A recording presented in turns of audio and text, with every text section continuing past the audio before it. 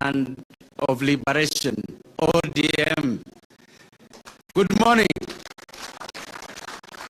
First of all, I would like to thank the Right Honorable Prime Minister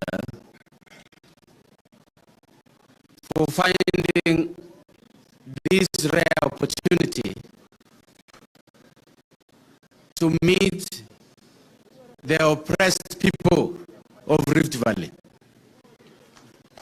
I am saying the oppressed people without fear,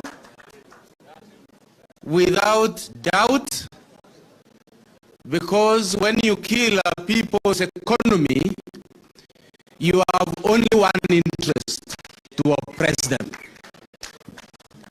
When you refuse to pay farmers and you take all the money from cereals, you are as at now, but you think they are serving this country. I have in mind people like Henry Koske. Men of his generation are still serving in government. But here you trash them as if they have no contribution to make. People like Dr.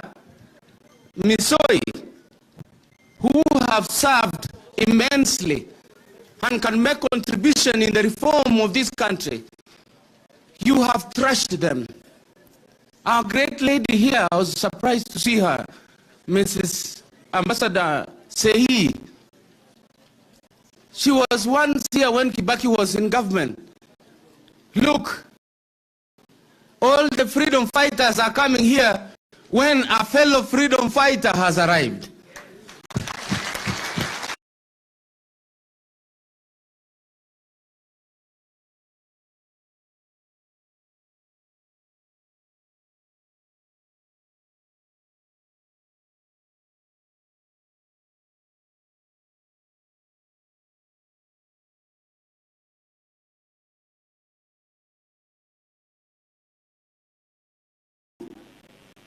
That is a party, if you check carefully. Why is it only attracting eaters? People whom when they go to any ministry, they only eat. They don't develop. And here, you see where the Right Honorable Prime Minister, it is only attracting reformers. Who should run government? Reformers or eaters? Reformers or eaters? Reformers. This is where the government should be.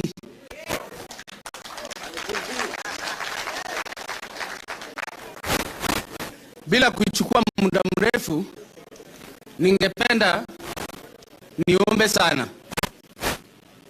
People of Rift Valley, do not let your hopes die.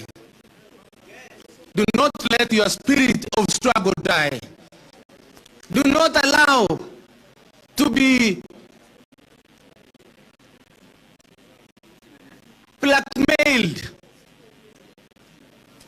I saw Building Bridges initiative was an initiative of the future, was an initiative of giving Kenyans an opportunity to see each other as partners, not as competitors, to share government.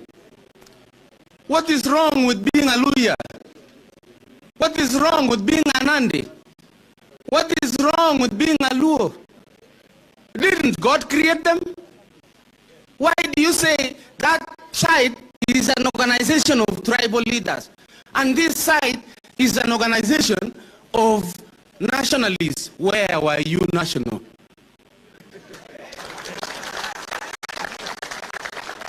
What even one reform agenda have you ever fought for? We struggled to have the Constitution 2010. He opposed.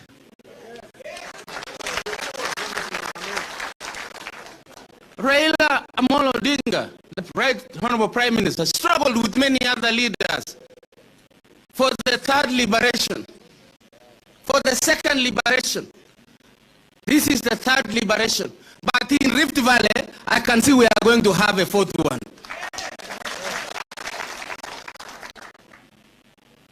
I want my fellow Kalenjins, we know our history, and we ask the people of Kenya not to imagine that we are such bad people.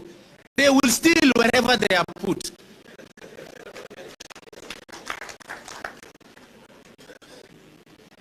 I don't want to imagine that we cannot run organizations like any other person. And Your Excellency, please pass our message to the President. We don't know who blocked the President from visiting these people, from coming to hear the way you have come to listen to these people. Is it a sin to elect a president and talk to him? Is it a sin to visit the president and ask the president, our roads are bad? The roads we were given, one of the roads in Nandi, which was tarmacked 1 year ago, specifically from Chepterit to Moi University, it has been run down by rain. While the ones which were built by Kibaki and yourself, your Right Honorable Prime Minister, from Osorio to Kapsisiwa, from Osorio to Kaiboy and from Chepterit to Kapsisiwa, they are still intact. Pani watu wanafuata hata wanakula lami. Hawana aibu. Na ukiwaona wamekonda, hawashibi, hawanoni.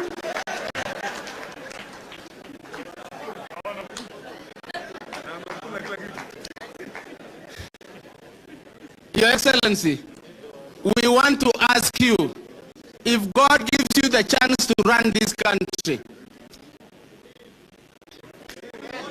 and He will, that is the voice of the people. And the voice of the people is the voice of who?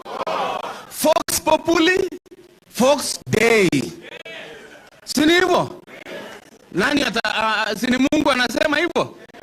So I'm asking, if God gives you this chance in 2020, and He will, bring back all the money these people have taken out of the country. Hawa wanandi wanafikiri help this country.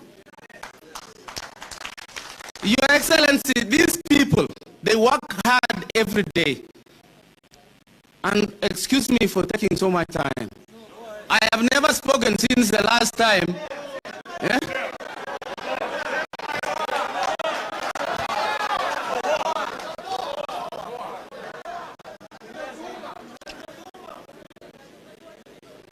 These people, I have never seen such a hard-working people in this country. It is not easy to take a jembe and go to the farm and dig that hard soil and plant and look for fertilizer, using even animal manure, and plant and take care of maize, wheat, until it is harvested. Only for one man to say we don't need that maize. Only for one man to say munakaa na mahindi kwani mulirogwa mkae na mahindi. Kwani alikuwa nakula nini when he was growing? Alikula avocado? Ama alikula nini? Si alikula ugali? And I am ready to face him any time in the future. Kwani ni yeye ni nani? Unatufinya, unafikiri we are not free in this country. Kwani Kenya imekatwa kama Singapore from Malaysia? We want our space, and we can join any party. Hiyo party mgawa wanapenda kusema Bwana asifiwe, hata sijui kama Yesu wako huko.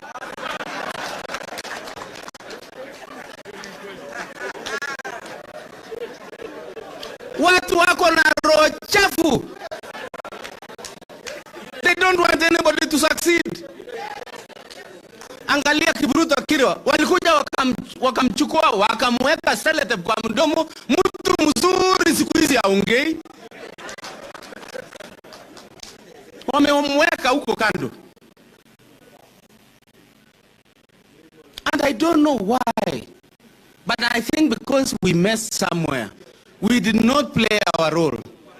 Kuna mahali tulisema uongo, tukadanganya Mungu, ndio Mungu anatufinya hivi, anatupatia viongozi kama hawa. Urene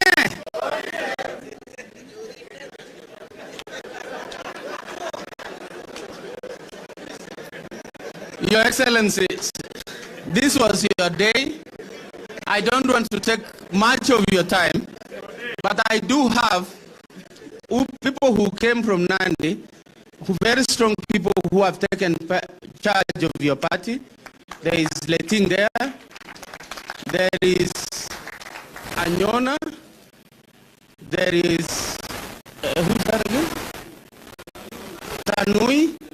And we have, I don't know whether General Cheruyo had made it, but one of the persons who has stood with us in believing in the cause of the people of Rift Valley.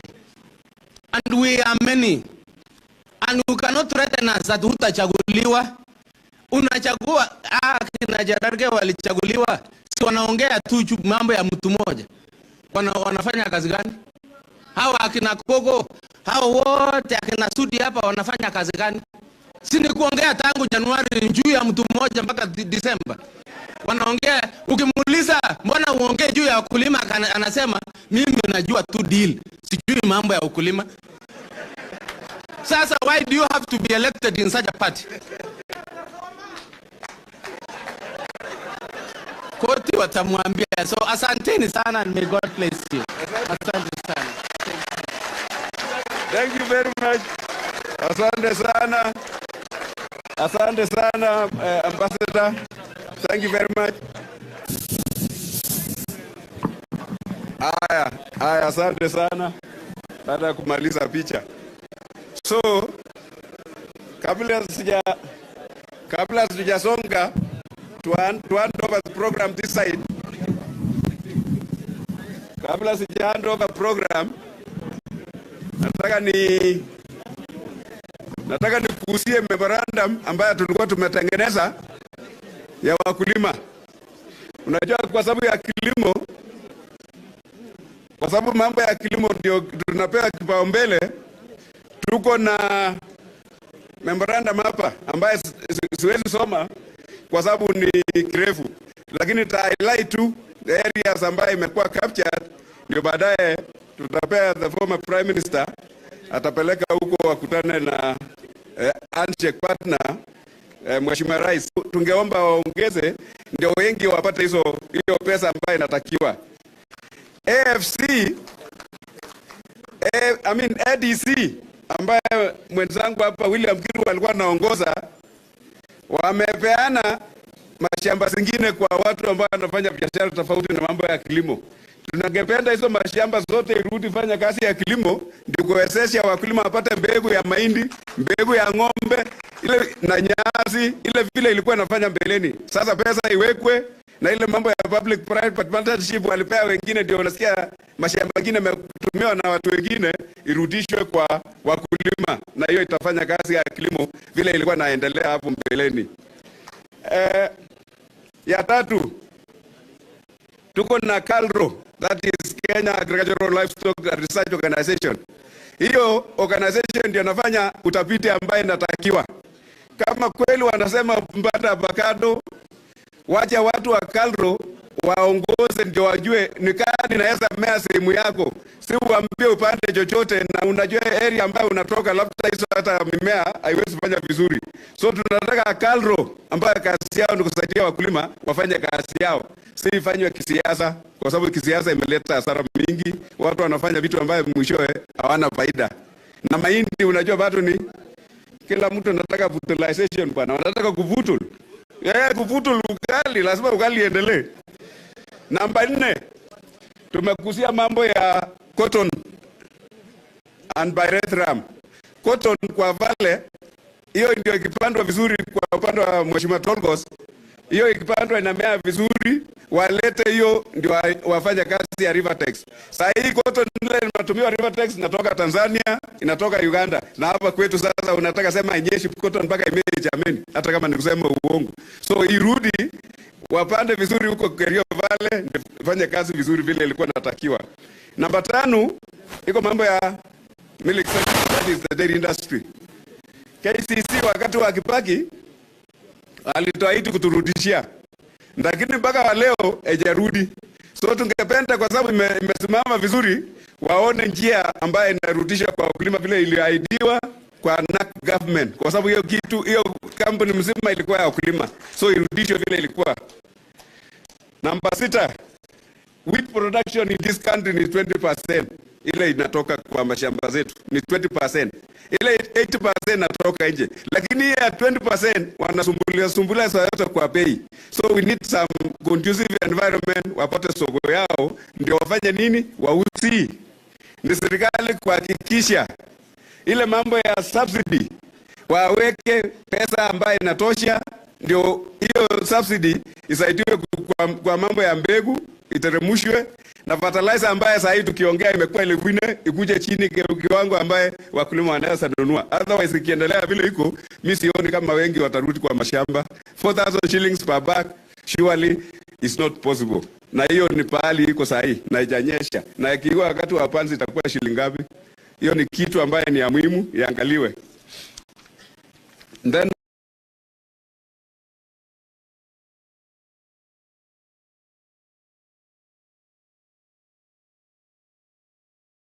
kuzuia isifanye hiyo kazi isifanyike.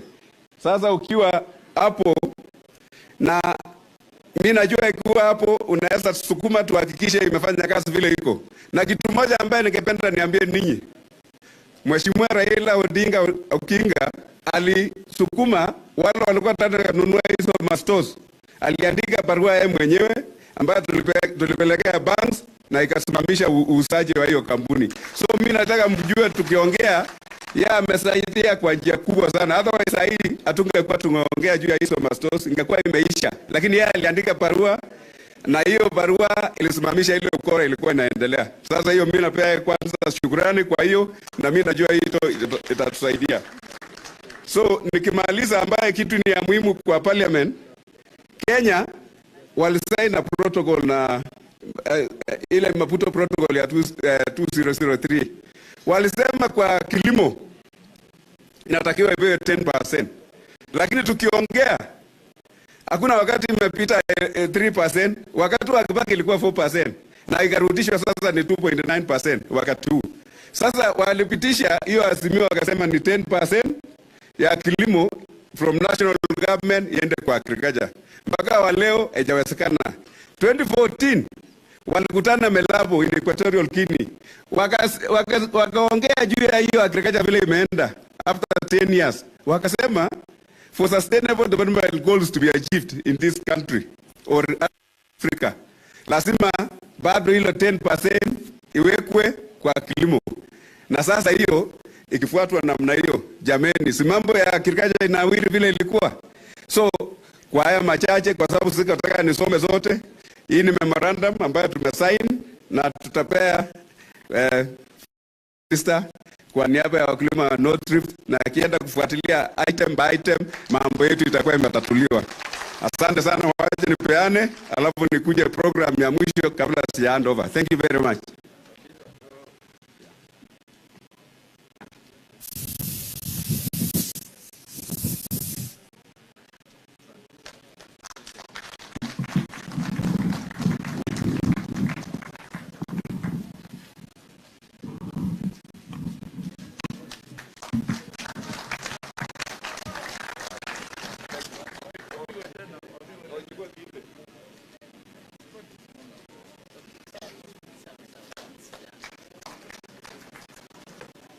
Aya, asante sana. Sasa kabla sijapeana program yende huko mbele, I'm requesting the wapi wale lady kwa hiyo sadi ya baba. Wako tayari? Bas, kujeni hapa, mimi nataka mfanyishe baba awe Arab mipei kamili, alafu tuanze program hapa mzuri. Na wapi ile wimbo? Wapi ile wimbo? Weka wimbo.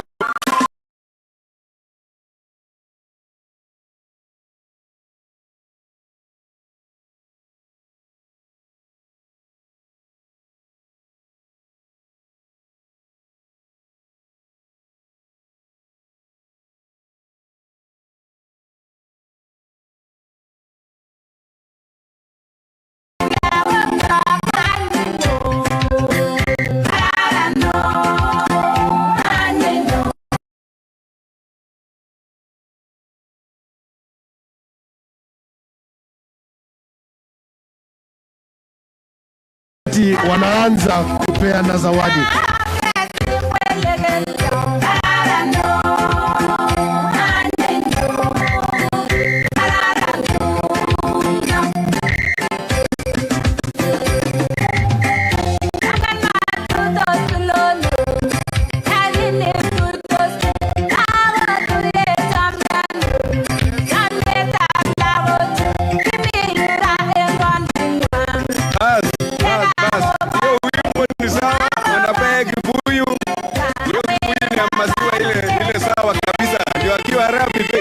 Kwanza rungu ile rungu ya uongozi na chairman wetu pigie makofi. Hiyo rungu ni ile, kwa sababu sasa tutakapitie kitu ya kuonyesha ataendelea kuongoza nchi hii, na hiyo ni rungu ambayo inatakiwa akiwa kiongozi wa jamii wetu. Arab Mibei, asante sana, pigie makofi, asante sana. Haya, wamama, chair lady, please harakisha bea kibuyu ya maziwa. Bas, asante sana. Bea aende naye. Thank you very much. Bas. Haya. Bas, beana hiyo kibuyu, hiyo ndi yake. Bas. Alafu tutama rais. Bas. Endelea na hiyo wimbo, alafu tumalize.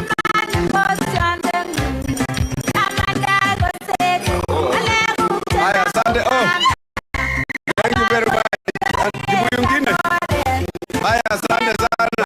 Thank you very much. Hiyo moja inatosha. Bas. Thank you very much. I think that is sufficient. Hiyo imekuwa sawa. Tumalizia hapo sasa. Haya, Junata japewa yake. Thank you very much. Bas, hebu shukeni. Tushuke sasa tumalize hiyo. Haya.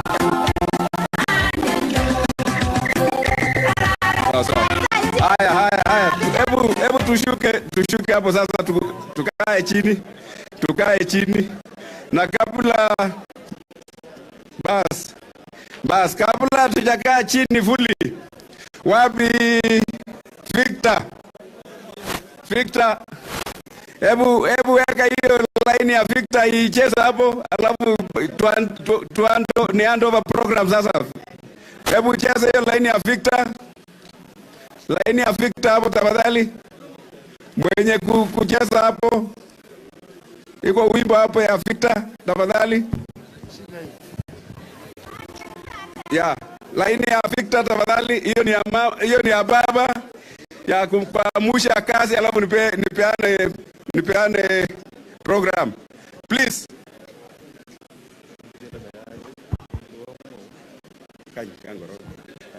Haya, wapi wimbo?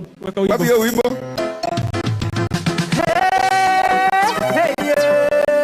Na hiyo mimi najua nyinyi wote mnasimama kukaribisha Raila baba.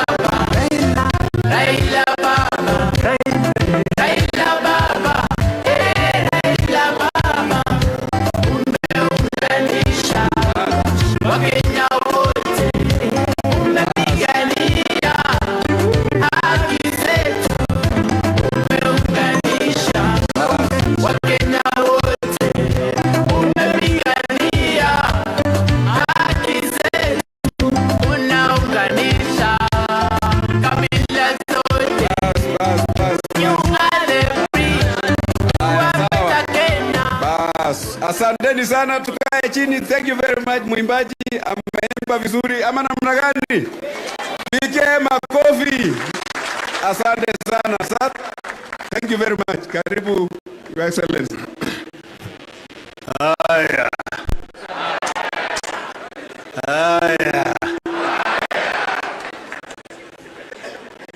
Viongozi wote wa bonde la Ufa ambaye amefika hapa siku ya leo, hamjambo.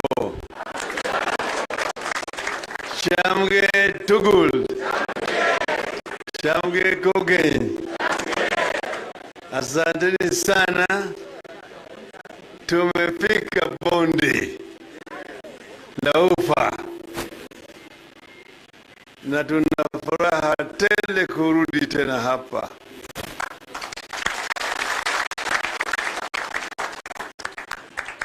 Jana tulikuwa huko Turkana na baadaye tukafika hapa Eldoret jioni, tukapata makaribisho murwa.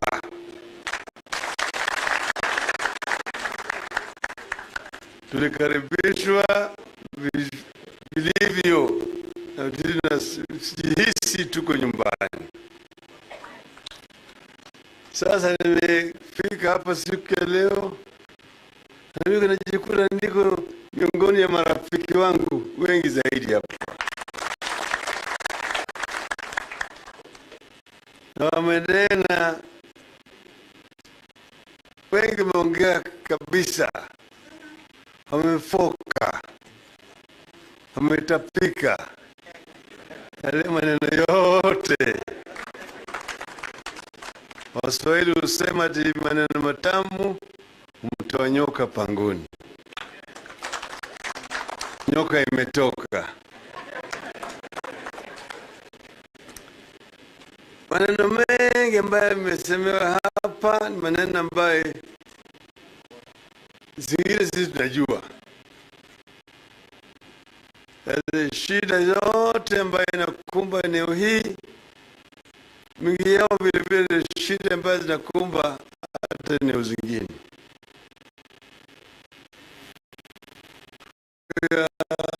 Insecurity, haswa kule chini kwa bonde, mambo ya wezi ya mifugo, majangili ambayo wanatembea na bunduki na wanaua watu, hali nimesikia. Mwongea sana juu ya mambo ya ufisadi. Na mbeleni pale walioanza kuongea, wameongea juu ya mambo kutoka Kenya huko, mambo ya mabwawa ya Kimarer na Aror, na ile pesa ambayo ilikuliwa huko, na vile vile manake kulikuwa na mahitaji ya kujenga hizi mabwawa. Ingawaje wezi ilitokea, lakini sio ndio sababu sasa kusimamisha ujenzi hizi mabwawa.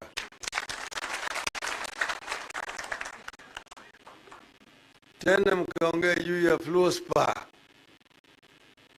kule Keyo, ambayo nataka ifufushwe ili ajira ipatikane kwa vijana na vile vile pesa ipatikane kwa serikali.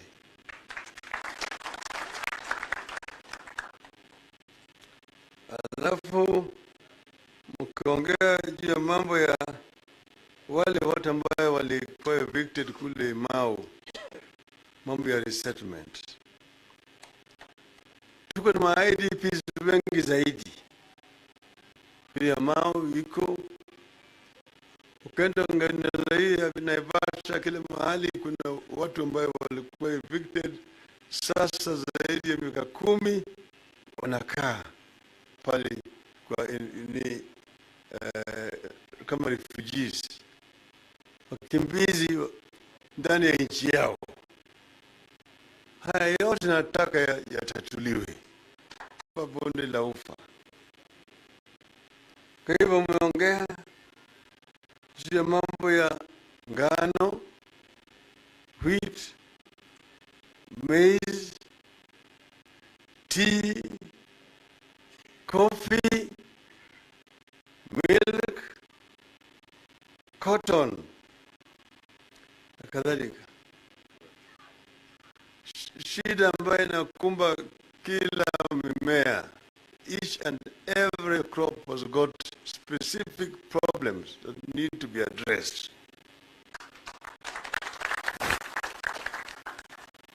But what runs across through is the cost of farming. Because the cost of farming is actually putting us out of business. We find that because we are in the East African community, which is a customs union, we cannot stop maize coming from Tanzania or from Uganda. But what is it? What are the causative factors which make our maize more expensive than the one produced in Uganda? In Uganda, they can sell a bag of maize at 1,500 shillings.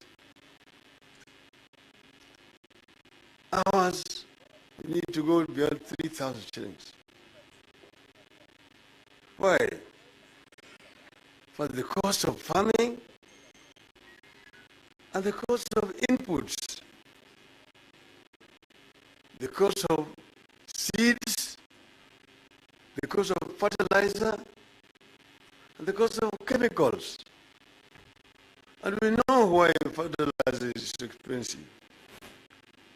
We know the middlemen who are in there, those who are eating. A bag of DAP fertilizer should not cost 4,000 shillings because there are middlemen there who are eating very heavily. You can bring it down to 2,000 shillings. You go to Europe, they protect their farmers. That's why you will import very little from other markets, but ensure that what is being produced by the local farmers is consumed past the internal market. And this we must do here also.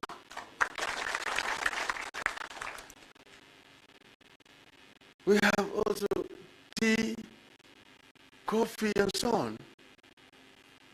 Here we need to address the issue of value addition to the crops that we produce here. We've been exporting raw materials for a very long time. We must come up with these industries to add value to the goods, products that are coming from our farms. And that enables us to pay our farmers even higher, but also to get more money when we sell those processed products outside the international market. Maziwa. Hapa ni nchi ya maziwa. Mwana kina mama wanipatie mimi kibuyu kwa maziwa. Nimekunywa Mursik. Sasa najikia niko fresh kabisa. Yeah. But then, remember at KCC, and they had approached me, Rap Menju, over the issue of KCC, and I wrote a letter to the government. KCC used to belong to farmers. It's a farmers' union. And basically restructure and ensure that when it's given back to the farmers, it will not collapse. It will continue to operate efficiently, because cotton grows down the valley, it goes also down there in the lake basin there. When I was growing up, that was a major cash crop in in this part of the world. But because of a monopoly created through Cotton, Lint and Seed Marketing Board, in the old days, you had ginaries which were coming with vehicles to markets. Women would go with their cotton, then they had mobile weighing machines. They would weigh the cotton, and they would pay the mama cash there. Mama takes cash and goes straight to buy meat or fish. Narudi nyumbani.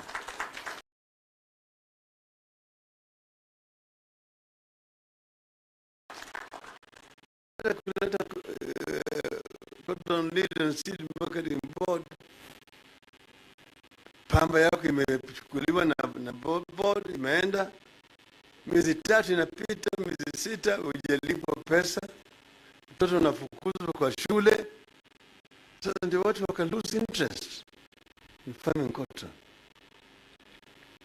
But then also we started to my imports, because we had established very many textile factories. Kikomi in Kisumu, Rivertex in Eldoret, there's Raymond in Nakuru, there's Niatex in Nanyuki, and so on. But when we began to now import too much mitumba, we killed our industries. Rivertex has now been revived here. Kikombi is lying there, dead. Mitumba sell made in Kenya. Made in Kenya, buy made in Kenya. Let the brand buy made in Kenya be our national brand. Proud to dress in things which are made in Kenya. I'm wearing made in Kenya.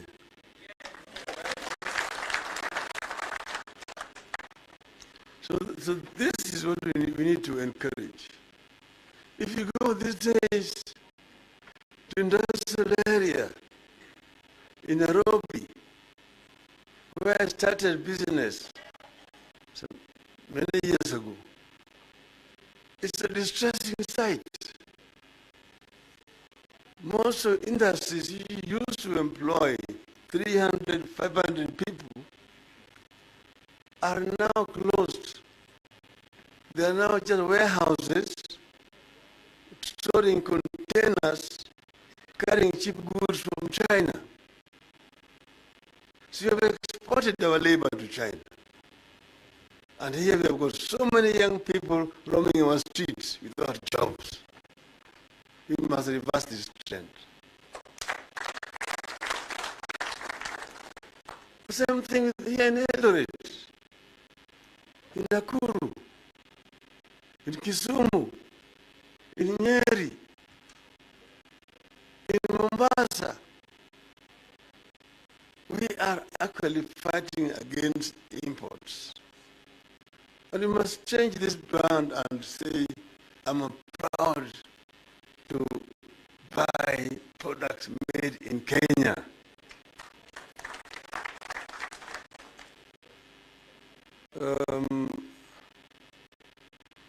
You have said, we talked about AFC increasing funding so that AFC can be able to give more loans. That goes without questioning. We are mainly an agricultural country, and therefore we should invest more in agriculture. By investing more in agriculture, we will also create more jobs in agriculture. We need to make agriculture actually an attractive venture, so that a number of our youths who are idling can actually get involved in agricultural production. This will help this country. What you need is, therefore, agriculture is very, very important. And then value addition to our agricultural products is also important. That is how this country is going to develop and move up. If you look at Vision 2030, which we coined with Kibaki, we say that our aim is to raise this country from a struggling third world economy to a middle income economy by the year 2030. And it is doable. If you follow the trend that we have started with Kibaki, we will get there. But now you've deviated. When we took over government in 2003, we found zero growth. The economy was bankrupt. But we reformed it, and within 2 years, the growth had reached 2%. It went to 5%. In the fourth year, we had reached 7% growth. We were determined to reach double-digit growth and to sustain it there for 15 years. Then we will be able to achieve what we want. There's nothing wrong if Vietnam can come from a shattered economy fighting for we can. Say yes, we can. Yes, we can. We can do it if we are united, and that's the reason why I launched 2 months ago in Nakuru Azimio la Umoja. Azimio la Umoja aims to unite the people of Kenya so that we can be able to realize their potential. We can be able to achieve what the founding fathers of our country wanted. The founding fathers of our country wanted, and they said it in our national anthem. God bless this land of ours. Justice be our shield and defender. May we dwell in unity, peace, and liberty. Plenty be found within our borders. That is the Kenyan dream. That's the Kenyan dream, as coined by the founding fathers. First, a God-fearing country. 2, justice can only be a shield and defender in a democracy. So they wanted a democratic society where people are free to express themselves without fear of being molested by the government. And third, may we dwell in unity, peace, and liberty. Undugu, amani, na uhuru. So unity, that is a country that is united. United meaning there's no discrimination on the basis of tribe, of race, of religion, or gender, or Mukeyu, Tugen, Marakwet, Pokot, Turkana, Luhia, Kikuyu, Luo, Kisii, Kamba, Mijikenda, Somalia, na kadhalika. That is fine. Each and every one of these tribes have got their specific cultures. That is our our riches. So united unity in our diversity. That is our strength as a nation. That's our strength as a nation. We are united in our diversity. And if we become united, then you can realize our objectives. The thing is, what is bad is, if you now begin to say, oh, mimi, Mjaluo, mimi ni better than Mkisi, or Mkamba, or Muluhia, or Mkaranjin. That is now a negative ethnicity. That is negative ethnicity. So you should not ask about that. Mwalimu Nyerere told the people in Tanzania, wacheni mambo ya ukabila. Tanzania is a very small country. So you be united as one people. So the Tanzania, they don't even ask you which tribe do you belong to. But if you're in this country, you find you're going to do an interview, a child, there's a panel there to interview him or her.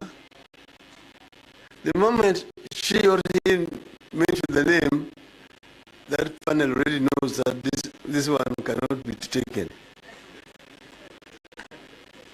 So your tribe or your name becomes a curse. You fear no people who have changed their names just to be employed. So your name becomes a curse. A shop you buy, you're paying a tax. You bought a loaf of bread, you pay the tax. You go and buy Coca-Cola, you pay the big tax. You go and buy meat, you pay the tax. You go to buy cigarette, huge tax. Kama unakwenda kuchukua ile one for the road, hiyo sasa ni ndani yake. Hiyo ni ushuru unalipa kila siku, upende usipende. Na hiyo narogota yote naenda huku Nairobi. Wakishakwenda kule sasa ile inagawanywa, sasa wana discriminate. That is what we didn't want. And that's why we brought devolution.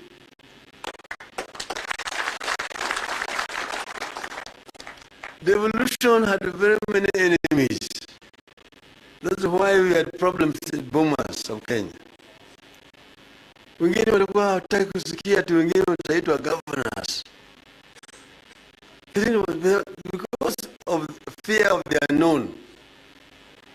Fear of the unknown. But more, the bureaucracy in Nairobi did not want it. Because they want to hold to the funds in Nairobi. They don't want to let it go. You remember when we were bombers of Kenya, the chairman of the devolution committee, Dr. Diembo Mbai, was assassinated. They sent people to his home. And in broad daylight, in front of his children, they pumped several bullets into him at midday, and he died. So the revolution had many enemies. But then it came, remember we disagreed, they blocked it in court, they legislatively took it to Bunge, passed it, but then we went to the court of public opinion. And there were chungwas and diseases. And you remember these changes, we brought it back. It was now red and green. And you know who were the Reds? And who was the leader of the Reds? somebody alluded to it here. I don't know who are the Greens. So we brought revolution and resources now here. But then, you remember they said there that minimum 15% of resources shall be devolved. Now in BPI, we are trying to change it to increase it to 35%. But why are we doing it? Because now you hear them saying, oh, you don't need to change the constitution, you can do it. No, if you leave it at 15%, that is what they will give. Because you have left it discretionary. And because the bureaucracy at the top does not want to let go, they will not give more than 15%. Even now, they have not been given that 15% of Paranya can tell you. So that's why you said you must put it in the constitution. That minimum 13%. But you can go even further up. You can go even further up. In Nigeria, the way they have divided it in their constitution, because there is a 3-tier, 20% goes to the county governments, local governments. 35% goes to the state government, and 45% to the federal government. Meaning that 55% of resources are devolved in Nigeria. That's why when you talk of 35%, it's not utopia, it can be done, it's doable.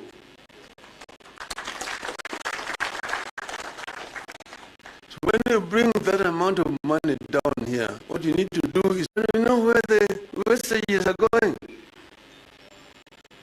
One of the rules actually alluded to it and told you that this, right now, these people's problem is how to bring that money back here. And that's why they are going through the back door. And they mentioned one of the routes that they're using to bring that money back here. Because it's outside there. It's outside there, it's been taken away. And you know even where it was taken from. So you find them running around, unatafuta tu pale ya kufanya rambi. Ati hapa kule shule, peleka school bus. Nileta school bus kwa hii shule. Nilikuwa nimeahidi, lakini nimechelewa, lakini leo nimeleta.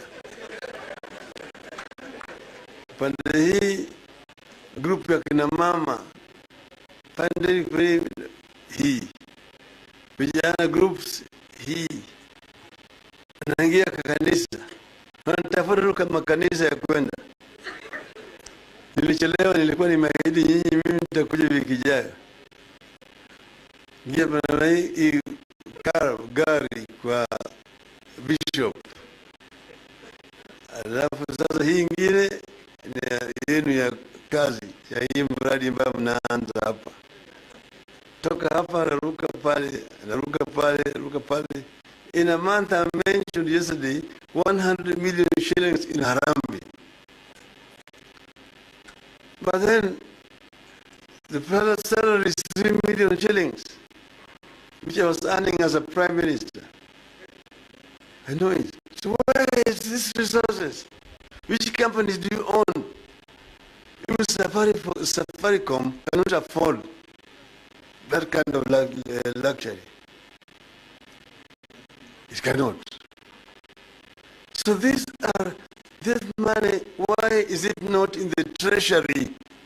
It is in the pockets of people running around with it.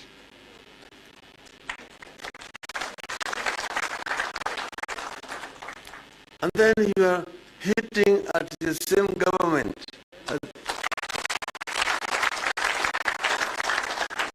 At the heart of Rift Valley, kupiga mbio na mgambo, kusema kumekucha. jogoo shawika mara 3. Amkeni twende kazi. Kazi ya ukombozi wa 3 wa Kenya. Ukombozi ya kwanza ilileta uhuru. Ya pili ikaleta katiba. Ya 3 ni ukombozi ya uchumi ya Kenya. This is what we want to do. And we can remove this country from poverty to middle income status. We can do it. If those other countries in Asia could do it, we can also do it here in Kenya. Because we know what they did. We can do exactly what they did, even better here in Kenya. Our people are people very intelligent. Don't keep on comparing Kenya with the poorest in the world. That compared to so and so, we are an island of peace. No.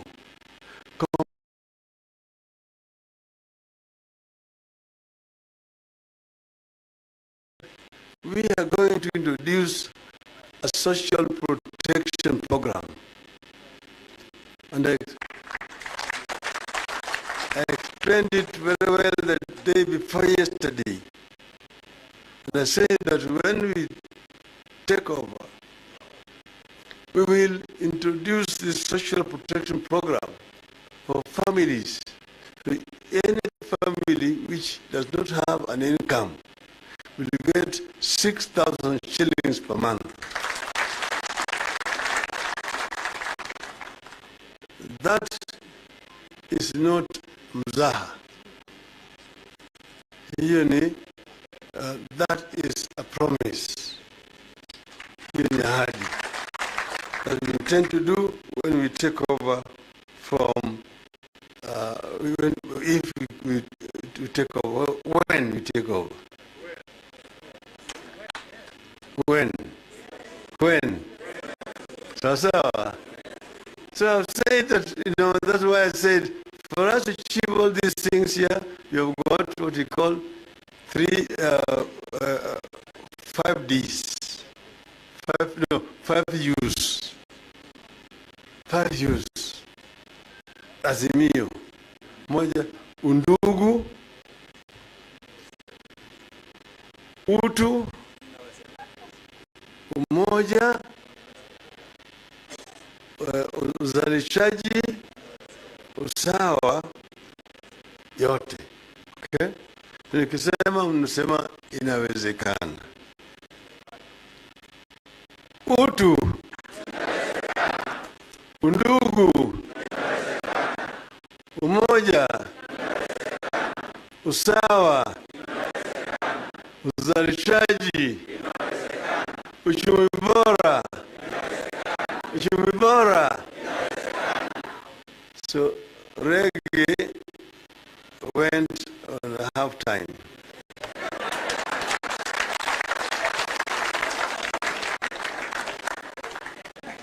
But we now tell Kenyans